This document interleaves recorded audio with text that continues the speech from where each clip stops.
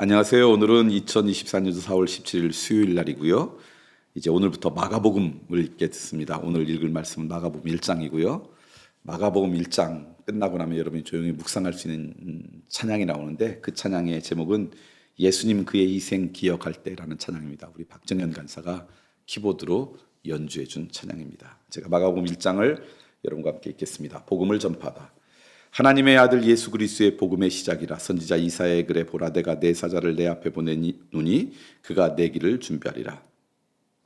광야에 외치는 자의 소리가 있어 이르되 너희는 주의 길을 준비하라, 그의 오실 길을 곧게 하라. 기록된 것과 같이 세례 요한이 광야에 이르러 죄 사함을 받게 하는 회개의 세례를 전파하니 온 유대 지방과 예루살렘 사람이 다 나아가 자기 죄를 자복하고 요단강에서 그에게 세례를 받더라.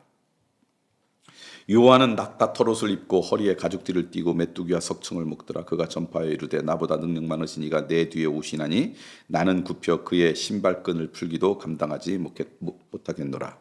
나는 너희에게 물로 세례를 베풀었거니와 그는 너희에게 성령으로 세례를 베푸시리라. 세례를 받으시다.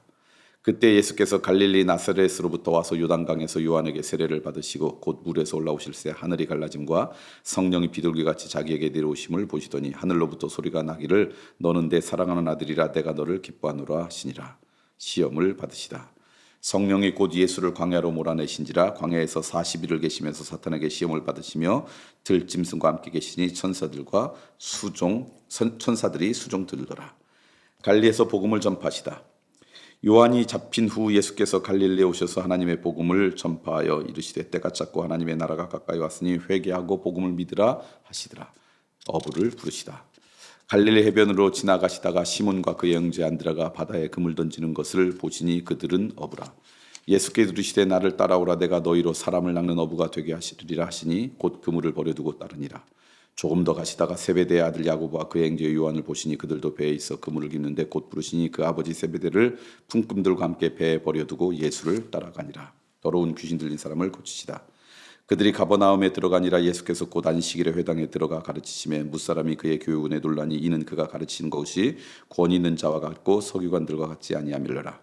마침 그들의 회당에 더러운 귀신 들린 사람이 있어 소리질러 이르되 나사렛 예수여, 우리가 당신과 무슨 상관이 있나이까? 우리를 멸하러 왔나이까? 나는 당신이 누구인 줄 아노니 하나님의 거룩한 자니이다. 예수께서 꾸짖어 이르시되 잠잠하고 그 사람에게서 나오라 하시니 더러운 귀신이 그 사람에게서 경련을 일으키고 큰 소리를 지르며 나오는지라. 다 놀라 서로 물어 이르되 이는 어찌미냐? 권위 있는 새 교훈이로다. 더러운 귀신들에게 명한즉 순종하는 듯 하더라.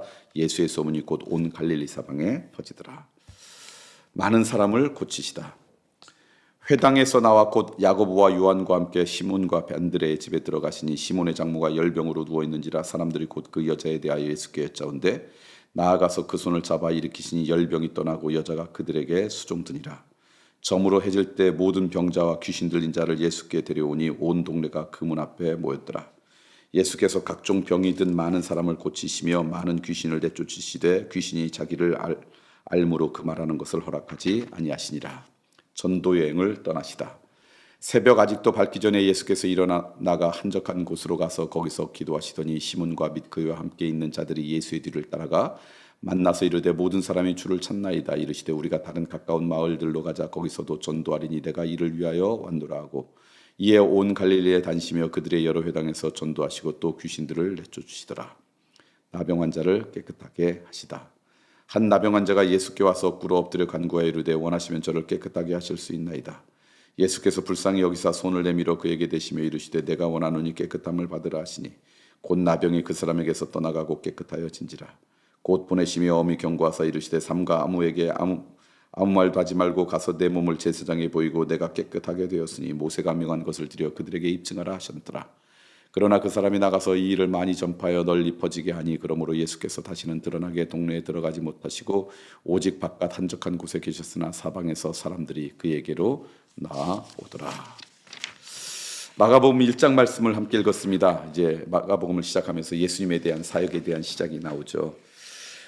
근데 이제 이 마가복음의 첫 시작은 예수님으로부터 시작되는 게 아니라 세례 요한의 이야기로 시작됩니다. 여러분 아시는 것처럼 세례 요한은 광야에 외치는 자의 소리가 있는데 예수님께서 오신 것을 예비하고 준비하는 인생으로 그의 인생을 살았던 것이죠. 그러면서 이 세례 요한이 이렇게 고백합니다. 나보다 능력 많으신 이가 내 뒤에 오시나니 나는 굽혀 그의 신방끈을 풀기도 감당하지 못하겠노라. 능력이 있음에도 불구하고 세례 요한은 세례 요한에게 맡겨진 사명을 감당합니다. 자기의 영광을 추구하는 게 아니라 내 뒤에 오실 그분을 소개하는 역할을 하죠. 이 땅 가운데 살아가는 우리의 삶도 마찬가지인 것 같습니다. 우리의 삶의 목적 가운데 하나는 내 영광을 스스로 내가 취하는 것이 아니라 나로 말미암아 예수 그리스도를 소개하는 것, 예수 그리스도를 예비하게 하는 것, 누군가요? 이게 우리의 인생이 돼야 되겠죠. 살아가면서 내 삶 가운데 아주 조그마한 열매가 있더라면, 아주 조그마한 유익 때문에 사람들이 그것 때문에 관심 갖기 시작한다면, 그것 때문에 사람들이 나를 향한 어떤 조금의 찬사례도 있다 그런다면 궁극적으로 그것이 종착역이 내가 아니라 나를에게 은혜를 주시고 나의 삶을 돌봐주시고 나를 통해서 영광 받으실 그 예수님이 내 삶을 통해 소개되어지는 인생이라 그러면 그 인생은 복된 인생이다. 참 잘 산 인생이다. 아름다운 인생이다 이야기할 수 있겠죠. 저는 여러분의 인생의 결론이 예수님을 잘 소개하는 그런 인생으로 오늘 하루 살아갔으면 좋겠다 생각이 듭니다. 그 다음에 이제 예수님께서 개인적인 삶을 살으시다가 하나님의 아들로서 공적인 인생을 살아가는 그 중간에 전환점이 있어요. 그때 전환점을 보니까 하나는 세례를 받으셨고 시험을 받으셨다는 거예요. 그러니까 세례를 받고 광야에서 금식 기도하고 시험을 받으신 것을 통해서 예수님은 이제 하나님의 아들로서의 공적인 삶을 시작을 하십니다. 그러니까 우리들이 오늘 이 말씀을 듣고 묵상하는 대부분이 세례를 받았을 거예요.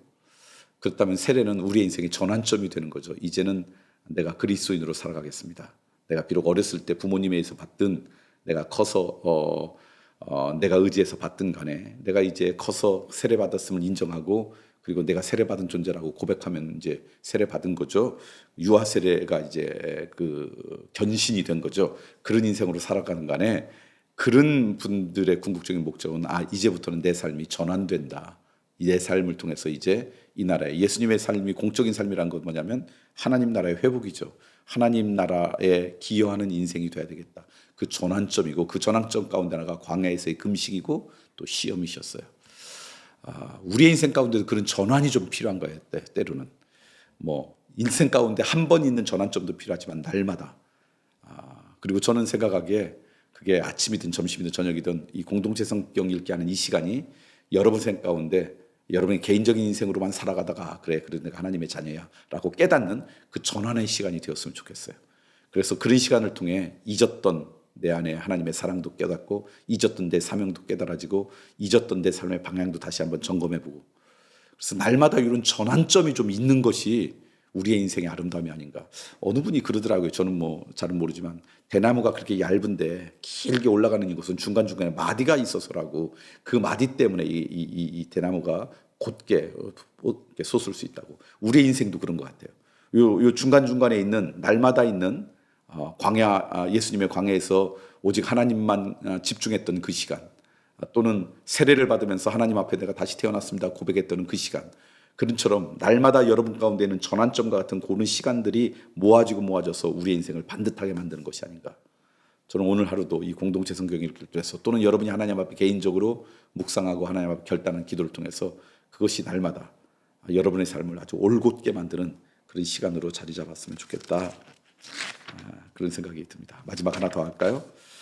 이제 예수님께서 막 사역하시는데 귀신 들린 사람은 예수님이 누구신지 금방 알았어요. 귀신 들려서 아마 알았던 것 같아요. 그런데 예수님이 누군지 아는 것 때문에 그가 구원받지 않았어요. 오히려 예수님이 그를 책망해서 쫓아냈어요. 이유는 그 귀신 들린 사람이 예수님을 향해서 이렇게 이야기합니다. 당신과 나와 무슨 상관이 있나니까. 그러니까 예수님에 대해서 어떤 존재인지 아는 게 중요한 게 아니라 그분과 나와 어떤 관계인지 예수님이 나의 구원자이십니다. 예수님이 나의 주님이십니다라는 믿음의 고백이 있을 때 우리는 예수님의 자녀가 되는 것이죠. 저는 오늘 하루 여러분 가운데 예수님에 대해서 잘 알지만 그분과 나는 아무 상관이 없어 이런 인생이 아니라 비록 예수님에 대해서 잘 모르더라도 주님 그분 때문에 내가 구원받았어요. 예수님은 나의 주님이세요. 주님 그분이 나의 구세주인 줄 믿습니다. 그런 믿음의 고백으로 살아가는 은혜가 있길 소망합니다.